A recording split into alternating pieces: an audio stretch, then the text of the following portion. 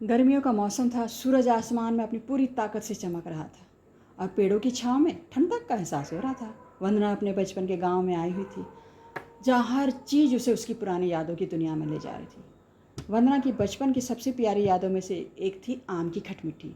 उसकी माँ हमेशा गर्मियों में आम की खटमिट्ठी बनाती थी। वंदना और उसकी सहेली गीता आम के पेड़ के नीचे बैठ के उस खटमिट्ठी का स्वाद लेती थी। वंदना को पता चला जब कि गीता भी गांव में आई हुई है, तो उसने सोचा क्यों ना वह खुद खटमिट्ठी बनाए और गीता को खिलाए। वह बाग में गई और वहाँ से ताज़े कच्चे आम तोड़े और खटमिट्ठी तैयार किया। फिर शाम को फ़ोन करके गीता को बुलाया घर पे। गीता आई उसके यहाँ, और जैसे ही वंदना ने उसके सामने खटमिट्ठी का प्लेट रखा, गीता का चेहरा खिल गया।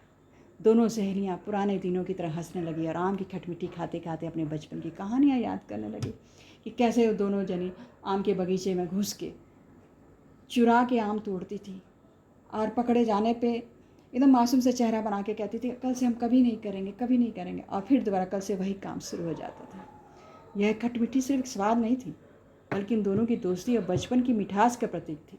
दोनों ने सोचा जीवन में कुछ चीज़ें कभी नहीं बदलती, और उन्हीं चीज़ों में से एक थी आम की खटमिट्ठी का वो अनमोल स्वाद। याद है ना गीता, कैसे खाते थे हम लोग खटमिट्ठी?